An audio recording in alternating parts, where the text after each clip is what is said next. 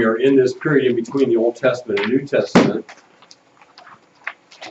which is not recorded in the Bible except through prophecy, which is an amazing thing. Because in Daniel chapter 11, we have a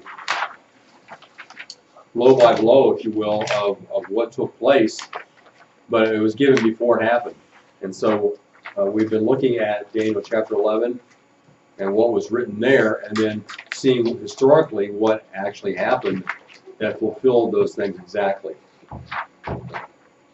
We're essentially looking at two families that are the descendants of two of the generals of Alexander the Great. What were those two families, or those two generals? Ptolemies and Seleucids. The Seleucids generally had control over what area? What geographical area? Asia Minor, Syria, Mesopotamia. And the Ptolemies had control over what area? Egypt. And of course, they came to clash many times. We've seen this already. And we're at the point now, and I think we're close at least to verse 15 of Daniel 11. No, we already talked about that. Verse 17, let's go to. There has been conflict between Antiochus III and Ptolemy IV. So that Ptolemy IV invaded the area, this area, trying to wrest it away from Antiochus III, and in fact was able to go all the way up into this region as Antiochus III retreated. And there he found a lot of the treasures that had been taken from Egypt by the Persians, and bringing them back brought him great acclaim among the Egyptians. And so he's really the first Ptolemy that the Egyptians, cared about at all, respected at all. Here you can see what Ptolemy IV was able to do. He gathered an army, a big army, went forth and fought. He defeated Antiochus III and successfully killed those numbers. Thousands fell. And that's back in verse 11 and 12 and 13. All right, but Antiochus regains his armies and is able to invade Palestine. And he does it at a time when Ptolemy IV has died, and Ptolemy V comes on the throne because he's only 4 years old. Antiochus figured that's a good time to attack. And so he does so. So we look at verse 17, talking about the king of the north, Antiochus. Says he will set his face to come with the power of his whole kingdom, bringing with him a proposal of peace, which will be put into effect. So he's coming with the offer of peace. He will also give him the daughter of women to ruin it, but she will not take a stand for him or be on his side. What happened? When Antiochus sought to bring peace between Egypt and Syria by giving his daughter Cleopatra to Ptolemy V as his wife. Now, this was to placate Egypt and keep Egypt off of his flank from attacking him while he's expanding elsewhere. Because he wants to expand up into Asia Minor and over into all as far as India. And so he wants to make sure Egypt isn't going to attack him from the rear. And so he brings about this peace treaty. He also hopes that his daughter Cleopatra would influence Ptolemy to do things the way that Antiochus wants them done. But, as it says here, she will not take a stand for him or be on his side. Cleopatra did not follow her father, but rather was loyal to her husband and did not influence her husband to follow whatever her father wanted. So that backfired on him. All right. So this family relationship is going to be important as we move along. All right, next look at verse 18. Then he will turn his face to the coastlands and capture many. All right, what's that mean? Well, in 197, Antiochus III turned his attention to Asia Minor and Greece. So that's the coastlands. He's going up here to Asia Minor and over into Greece. This is when our old friend Hannibal joins him. Hannibal has escaped from Carthage. Remember, the Carthaginians had turned against him after the Third Punic War, and Hannibal escaped, and he comes over to Antioch, which is named after Antiochus, and he joins Antiochus III there and becomes a general in Antiochus's army. Together, they invaded Greece. But Antiochus did not succeed at conquering Greece. Why? If you look over at verse 18, it says, "But a commander will put a stop to his scorn against him. Moreover, he will repay him for his scorn." All right, what's that? Well, the commander that stopped him was Cornelius Scipio, who is a Roman general who had been dispatched from Rome to stop Antiochus III in Greece. So he arrives. Now, his name might sound familiar to you. It's because he is the brother of the other Scipio that we met earlier who had defeated Hannibal at the Battle of Zama. Remember him? He was called Scipio Africanus because he was victorious in Africa. His brother is going to be called Scipio Asiaticus because he's going to be successful in Asia, Asia Minor. Well, what happens?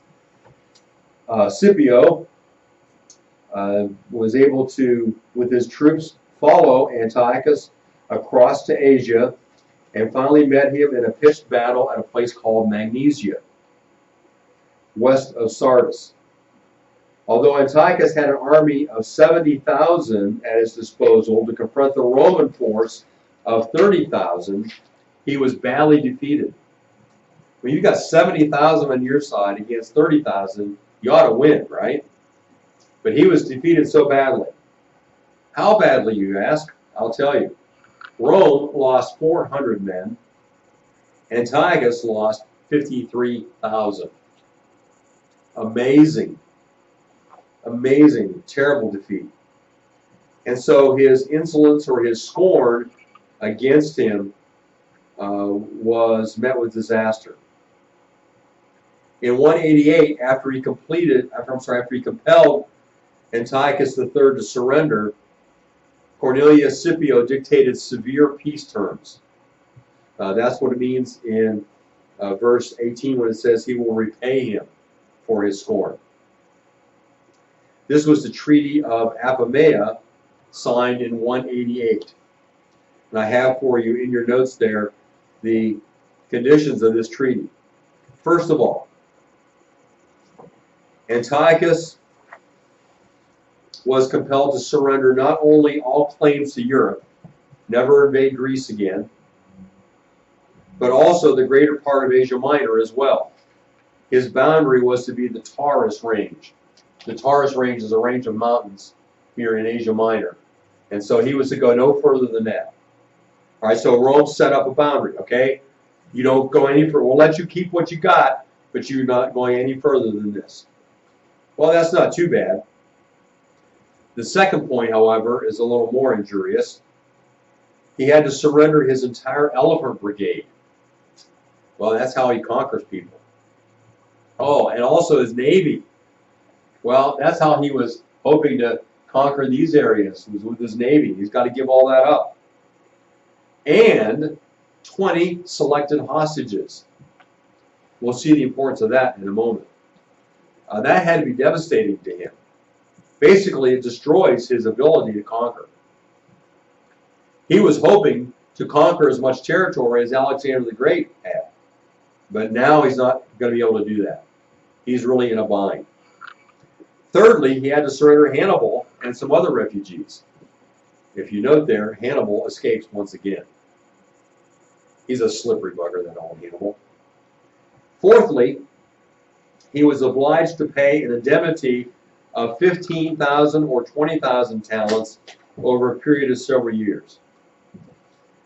Now, going back to the hostages, the worst of it is for him is that his second son, who was also named Antiochus, was among the 20 hostages taken to Rome, where he spent the formative years of his life.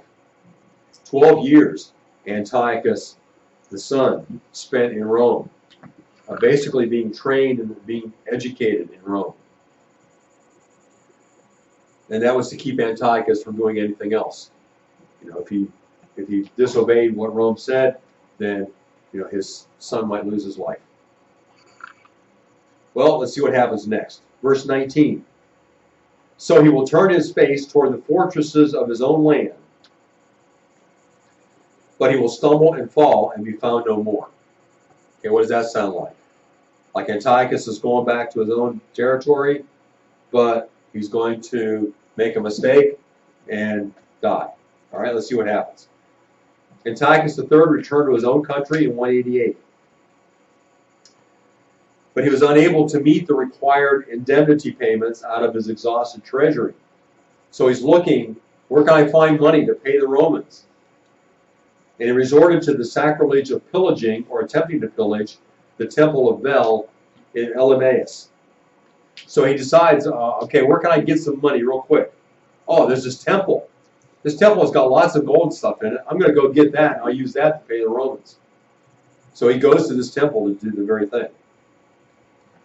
But the local inhabitants were so incensed that they stormed his modest armed force with desperate bravery and succeeded in killing him and defending their temple.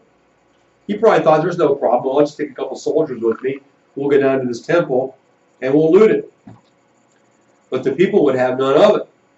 And they rose up against him and ended up killing him. So Antiochus III, or Antiochus the Great, who had carried on the most vigorous military campaigns of any of Alexander's successors, but he was never able to bring to reality his dream of reuniting Alexander's empire under his authority. And he is dead. All right, any questions about Alexander III, Alexander the Great?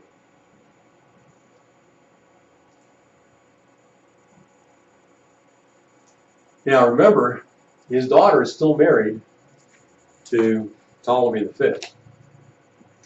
We'll see how that plays out as we move on to his successor.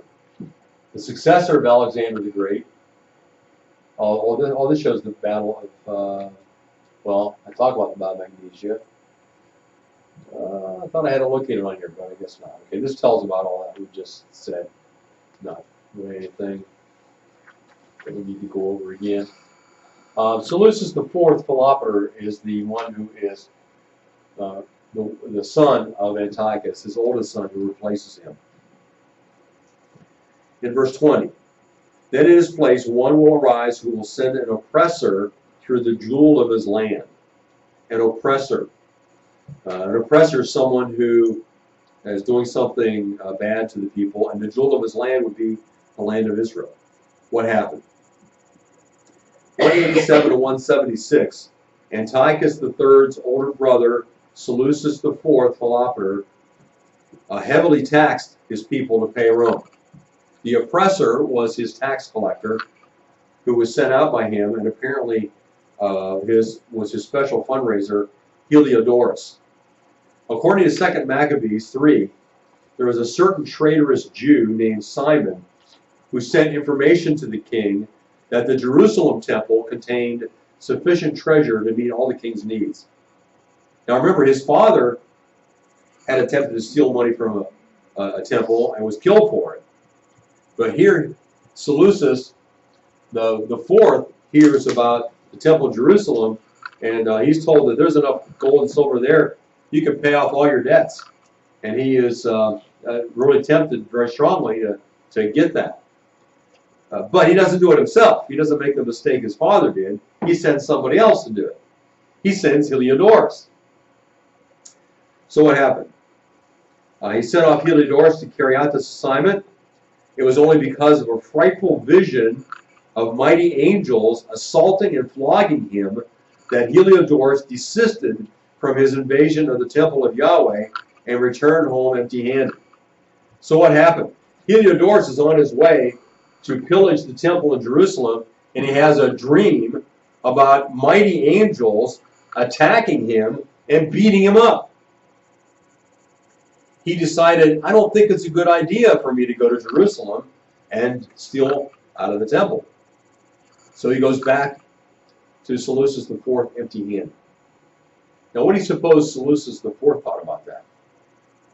Do you think he patted him on the head and said, oh, that's all right, I understand, you had a bad dream? I think he killed him. You think he killed him? Actually, what happened is Heliodorus killed Seleucus IV. Now, we don't know the circumstances, but it may be that Heliodorus was threatened by Seleucus IV, so that he ended up poisoning him. That's what it's talking about here in verse 20. It says, within a few days he will be shattered. That's indicating his death, though neither in anger nor in battle. So it wasn't somebody attacking him and killing him. It wasn't in battle. It was through simply slipping him some poison. Now I want you to notice at the same time that this is going on, there's a guy named Jesus, the son of Sirach. So there are a number of people named Jesus. This one wrote the book of Ecclesiasticus, not Ecclesiastes that we have in our Old Testament, but the book of Ecclesiasticus is a book that's included in what's called the Apocrypha. Those are some books that some people add to the Old Testament. There are books written in this intertestamental period, like 1st and 2nd Maccabees, that some include in the Bible. So if you look at a Roman Catholic edition of the Bible, or even some Anglican editions, some of the older, even King James Version originally had the Apocrypha as a part of the Scriptures. So this is when that book was written, is during this time. All right, next we see that no other details are given in this verse of the 12-year reign of this rather ineffectual king, except concerning his death, and he was poisoned by Heliodorus. This brings Antiochus IV to the throne. Now, what do we see in Daniel about this? Verse 21. In his place, that's in the place of Seleucus IV, a despicable person will arise, on whom the honor of kingship has not been conferred, that he will come in a time of tranquility and seize the kingdom by intrigue. Okay, first of all, it says he's a despicable person. What does that mean? You know the word despicable? Evil, not good. Yeah, evil. What was the other thing you said? Not good. Yeah, not good. Mischievous. Yeah, probably. That too. Now, if you grew up when I did, you would know this word. You probably don't hear it much anymore, but when I was a kid, there was a cartoon called Sylvester and Tweety Bird. You ever see that? Sylvester's always trying to catch Tweety Bird, and he says, I thought, what did that? I did. Well, I think every once in a while he'd say something like, or Sylvester would say, that's despicable. Well, we came to know what that word meant when I was a kid through cartoons. We learned a lot through cartoons when I was young. Great classical music, vocabulary words, and you guys play video games. You don't get all that. All right. Anyways, he's despicable, we're told, and we'll see why. Look over in the history. In the second part of Daniel's dream of the ram and the goat, a small horn comes out of one of the out of the four horns, the four generals, and gains power to the south, east, and the promised land. This is fulfilled by Antiochus IV. So he is the small horn that appears. Now, why does it say that he gained the kingship on whom was not conferred? Was because when Seleucus died, Seleucus' son was the rightful heir to the throne. But Antiochus IV didn't allow that. He kind of snuck in, and through intrigue, he took over. Now remember, he had been a hostage in Rome. And Rome thought it best to put him on the throne instead of his nephew. So Antiochus IV, through the influence of Rome, became the next king over this territory. So he seized the throne, had himself proclaimed king. So he didn't come to the throne by rightful succession, he seized it through intrigue. Ancient historians describe Antiochus IV as volatile and unstable. He got angry very easily. He never knew what he was going to do. He sought to create a united Seleucid empire from a variety of diverse elements, not only politically, but culturally and religiously. He wanted to create an empire where everyone was on the same page. Religiously, culturally, everything. Speaking the same language, worshiping the same way, looking the same way, and no distinctions between people. He wanted everybody to be together. Those who refused to be fully assimilated, such as the Jews, were considered a threat and forced into a policy of Hellenization. Now, do you remember what the word Hellenization means? Okay. Pardon me? Slavery? No, not slavery. It's like the Greek way or whatever. Becoming Greek. So he wanted everybody to become Greek. Now, what would the Jewish people think about that? Against the Maybe against their religion, their whole way of life, right? If they did things the Greek way, they would no longer be people of God. They would no longer be Jewish. And so they resisted that. And we're going to see that more and more as we go on. Early in his reign, Antiochus IV had been approached by a younger member of the high priestly family named Jason. Now, Jason is a Greek name. Maybe you've heard of Jason and the Argonauts. That's a Greek name. So how does this guy who is in a high priestly family have a Greek name? He changed it. His original name was Joshua or Yeshua. He changed it. That shows you something about him. He's willing to be Greek. And he promised the king that if he would depose from office the current legitimate high priest, Onias III, then he, Jason, would pay the king a handsome bribe for this service. Make me high priest, get rid of Onias, and I'll give you some money. Well, what Antiochus is always willing to get some money, but what does he care who the high priest is, right? Jason also promised to build a temple to the Greek god Phallus and a gymnasium in Jerusalem. Antiochus was happy to accede to this request. So Onias was removed and Jason installed in his place. And that always leads to more bribery. Once you've set that wheel in motion, you're just letting it be open to the highest bidder, and that's what happens. Another Jew by the name of Menelaus offered Antiochus an even bigger bribe than Jason's if he would be installed in place of Jason. Antiochus, what does he care? Oh, all right, I'll take your money instead. All right, you're going to be high priest. So, because Jason, not only for the money, but Jason was moving too slowly in the process of Hellenization for the taste of Antiochus. So in 172, Menelaus took Jason's place and set about selling some of the votive offerings and golden utensils of the temple to raise the cash necessary for the bribe. So he promised money to Antiochus, and where's he going to get the money? From the temple. Once he's made high priest, he begins to scavenge the temple and use that to pay off the bribe. At this sacrilege, the godly high priest Onias, though deposed, earnestly protested and so angered Menelaus that he had Onias killed.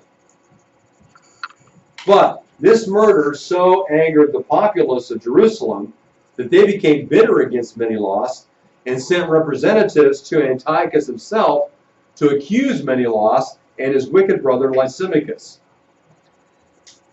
Now, Onias being killed, that fulfills what we're told in verse 22, that also the prince of the covenant will be flooded away. That's Onias. He's the prince of the covenant. Now, how did Antiochus respond to this outcry from the populace of Jerusalem?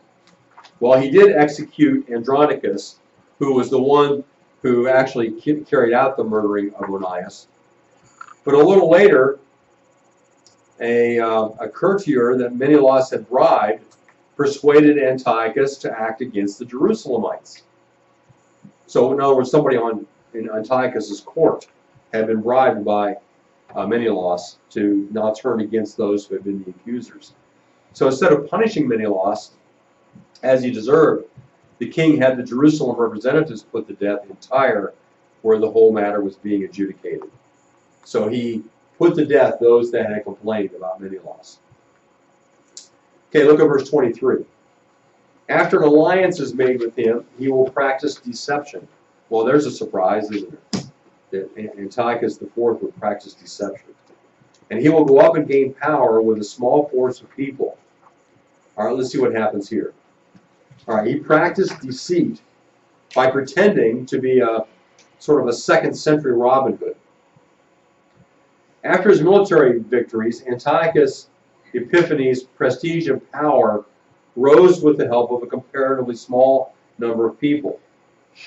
And he evidently sought to bring peace to his realm by redistributing wealth, taking from the rich, not giving it to the poor, but giving it to his followers. And there we find in verse 24, in a time of tranquility, he will enter the richest parts of the realm, and he will accomplish what his fathers never did, nor his ancestors. He will distribute plunder, booty, and possessions among them, and he will devise his schemes against strongholds, but only for a time. Look at the history again.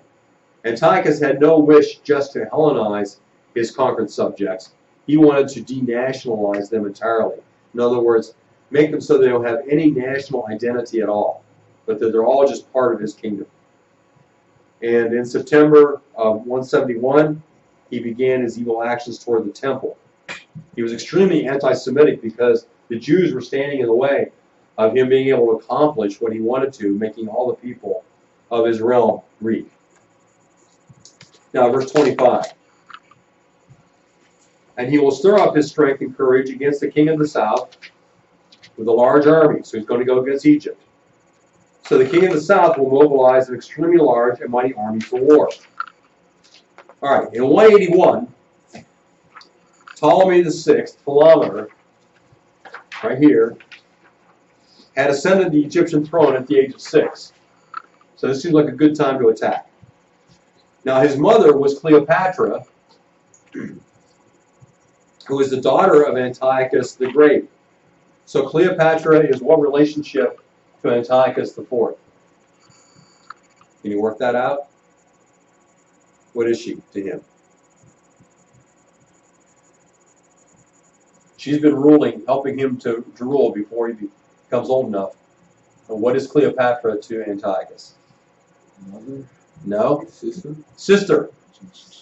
All right, so Antiochus IV is ruling the Seleucids. His sister is essentially ruling over Egypt in place of her son, getting her son ready to take the throne. All right, so Antiochus decides to attack Egypt at that time. He's determined to recapture the regions of Palestine and Phoenicia, that is the south. Ptolemy VI wants to recapture the areas that have been taken by Antiochus III. At first, Ptolemy VI's invasion met with considerable success, for he had challenged Antiochus IV with a large and well-equipped army. That's what it tells us in verse 25. Antiochus was able to move his army from his homeland to the very border of Egypt before the Egyptian army at Pelusium near the Nile River met him. But eventually, Ptolemy VI encountered a serious reverse because he was betrayed by some of his friends who sat at his own table. Look back over at verse 25 and 26. He will not stand, for schemes will be devised against him. And those who eat his choice food will destroy him, and his army will overflow, but many will fall down slain. So in this battle, the Egyptians were defeated and Antiochus professed friendship with Egypt, Ptolemy VI becoming a prisoner of Antiochus IV, who called himself Epiphanes, or God manifest. All right, so what's the situation now? So Antiochus IV has attacked, or been attacked by Ptolemy VI. He defeats him and captures Ptolemy VI, and now he has imprisoned Ptolemy VI, who is his nephew. So Ptolemy VI is now imprisoned by uncle Antiochus IV Epiphanes. And he thinks so much of himself, he calls himself God manifest. Now, interesting, the Jews did a little play on words here. They didn't call him Epiphanes, they called him Epimanes, the maniac, or the madman. So Antiochus Epiphanes? No, Antiochus Epimanes, the madman.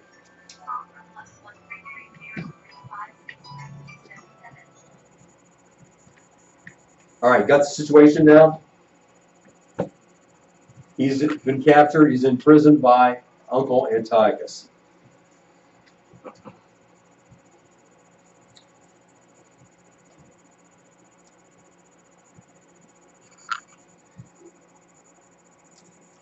There's lots more to come, and we will continue with the saga of what happens next, how does Egypt respond tomorrow.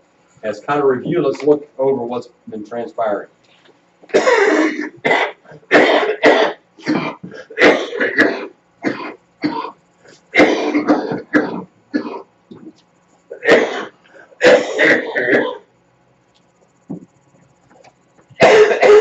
Excuse me. The original founders of these two groups are Seleucus and Ptolemy. And we can follow the different attacks made different directions here on through history. Remember, some of the highlights were Antiochus II divorcing Laodice and marrying Bernice, daughter of Ptolemy II, and then we go on down to Antiochus III is the one who is Antiochus the Great, and is able to capture Israel from Ptolemy IV. Antiochus III gives his daughter Cleopatra to marry, but Ptolemy IV, Ptolemy V, Ptolemy VI attacks Antiochus IV, and Ptolemy VI now has been taken captive by Antiochus IV, his uncle. All right, so that brings us up to where we are, and we'll continue with some very important events that these lead up to tomorrow that's going to most specifically affect Israel and what happens with them. Any questions?